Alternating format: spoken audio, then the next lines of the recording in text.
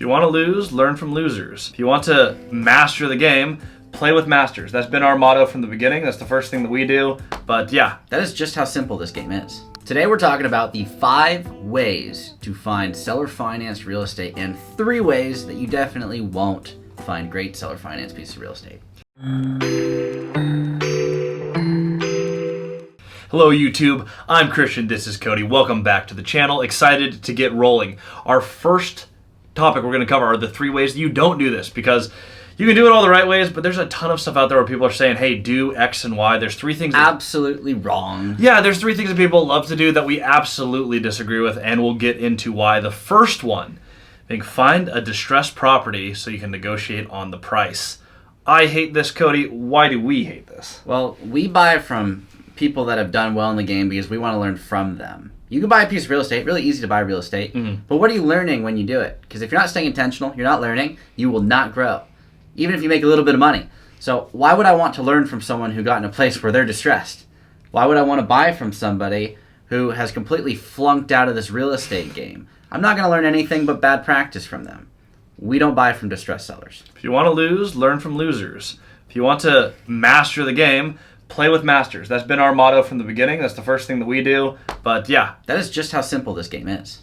Driving the streets, looking for distressed properties, calling on the beat-up building. That's someone who does not know how to manage real estate. If you want to buy that one building, sure, you can do that. You can make some money, but don't go there if you're trying to learn how to play the seller finance game. Yeah, if you want to scale, that's not a relationship that's going to take you to the next level. Just period. The next thing is wholesalers. People talk about this all the time. Find a great wholesaler. I know most of the people saying that own a wholesaling company. Yeah. And look, wholesalers are not the biggest players in the space. They're typically starting there because they think they can make quick money, and they absolutely can, but they're not experts at buying real estate. If they were, they would own the real estate. You're not going to get an amazing seller finance deal from wholesalers. That is a fact. Any deal worth wholesaling is a deal worth owning. So there's some reason that they're not buying it themselves. If you have this fantastic deal, like if you're Cody and I, we run into great deals, it's not for us. I could put it under contract. I could wholesale it. What I typically do is I call a friend in the area and I say, hey, I just ran into this awesome opportunity. You should check it out. That is what a friend does. That's what a master of real estate does. I don't need a fee just for finding a deal. Finding a deal is super easy. Have you ever heard of Google Maps? Every deal you could ever want to buy is on Google Maps. We're going to talk about that later. What's the third one? The third one is door knocking. There are a bunch of influencers who go, how many doors did you knock? The whole motto is just make calls, knock doors. Make calls, knock doors. Absolute waste of time. You can call up real estate agents and they'll do it all for you for free. You don't even have to pay $4 an hour to someone out of state. Door knocking is an absolute waste of time. Can you make money? Yes. But just because it makes money doesn't mean it makes sense. That is not the way to play the game at the highest level. In addition, going back to our first point, if you want to play with masters of the game, you want to play with the big fish. You're not knocking on their door. Yeah. Hi, I want to buy your house. Like, no. You own $20, $30, $100 million of real estate, and I'm going to knock on your door and you're going to get me in the game? Absolutely not.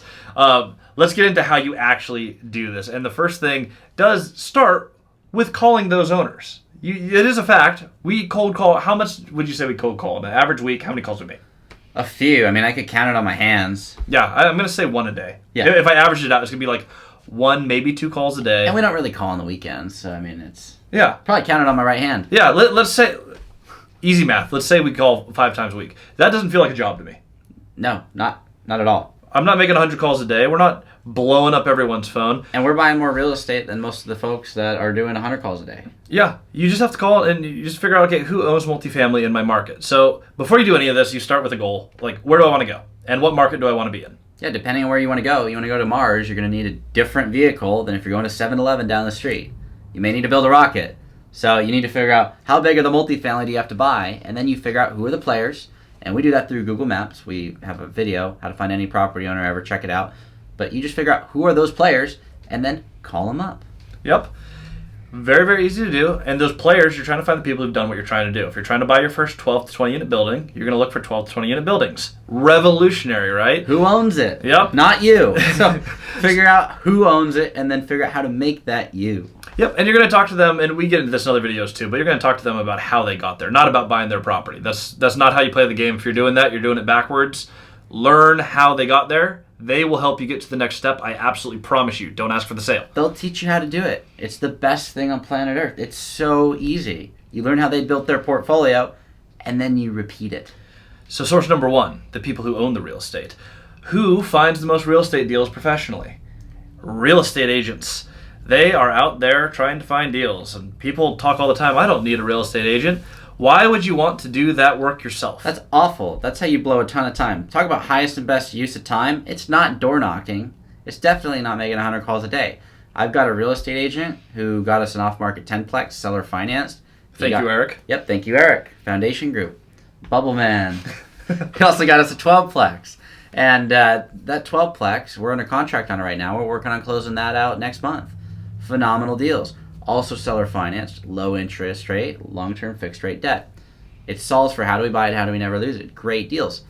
The amount of phone calls he makes for free and then the seller pays him when we buy stuff is phenomenal. And to be fair, we're closing another deal with him right now. He makes a lot of money making those calls for us, but I don't want to make them. That's not the job that I want to do. I want to play manager. I want to build my portfolio. When I started this, I wanted to retire my wife. All these brokers and owners helped me get there in the first 12 months of really grinding and buying seller finance deals. Yeah. Crazy. I'm saying that out loud right now, and I'm like, wow, that was actually 12 months from when we bought the 38 to when my wife was retired. Owners and brokers are great resources. Don't go around this. You can work with real estate agents, and they can help you make a ton of money. They'll make a ton of money in the process, but don't worry about that. They're going to get you the opportunities. Now, number 3, if you're just looking online, there's a lot of wrong ways to do this. You can make this very, very simple. With seller financing, the big superpower there is you're not going through a bank, which means you don't need to negotiate on price. Everyone who is looking at a deal on LoopNet, Crexy, Zillow, everyone who is looking at it was probably looking at it conventionally. So while they're old listings, most often they're stuck on price because that is the only term you can negotiate with the bank. This is where you get to go, okay, if we assume the price is fixed, so say this has been 90 days is kind of my golden number, but if it's been on market for a while, 90 days or more, 100 days or more, you've seen this property, no one's bought it. We like to solve for, okay, let's say we don't change the price. What terms, interest rate, and balloon, or special clause would allow us to buy this deal? If we've already thought about this a couple different ways, we make that phone call, we can call and say, hey, I saw this deal, I'm interested in buying it. I don't have any problem with your price at all. You're likely one of the only people who've called and said, I love your price. Ta-da! Yeah, nobody loves a high price. Except for the people that understand that terms are everything. Price is one thing, terms are everything. And if you understand that, you don't have to play by everybody else's rules. Yep, the cheat sheet for that in 3 seconds is long-term fixed rate cash flowing debt. Yeah, my game doesn't stop when the music stops. Let's just keep playing the game.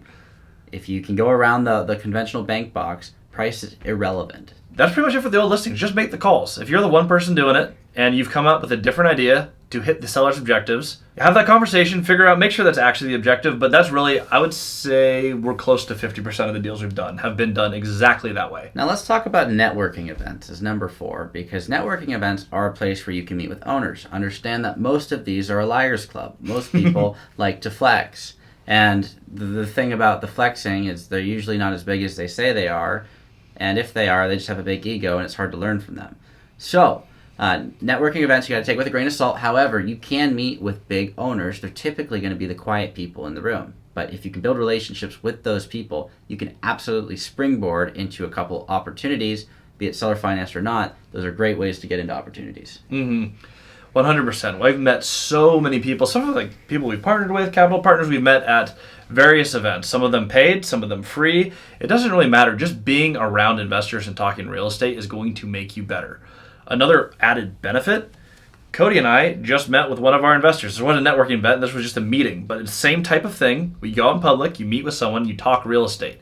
Just getting in the habit of having these discussions all the time, you're going to be able to communicate ideas better because you've said them 1,000 times. And it's an underrated benefit of you're around it, you're just going to start getting better talking about it. The last thing is joining a community. Now, there are paid mentorships. We have our own group, the multifamilystrategy.com. It doesn't have to be ours, though. But you find groups that align with your goals. If you absolutely want to wholesale, which I'm not a fan of, but if that's what you want to do, Great, you won't buy any real estate. Yeah. But you can make some money. But you can find a group that does that. And you become part of that group, and you're going to accelerate your timelines. If you want to learn how to buy distressed properties, you're not learning that from us. Absolutely not. But I can think of a lot of people, or you can try their mentorship groups. There's probably a community there that's really good at buying distressed properties. If you want to buy seller financed or creative deals, you can join a group like ours. I'm sure we're not the only one. We're just factually the best.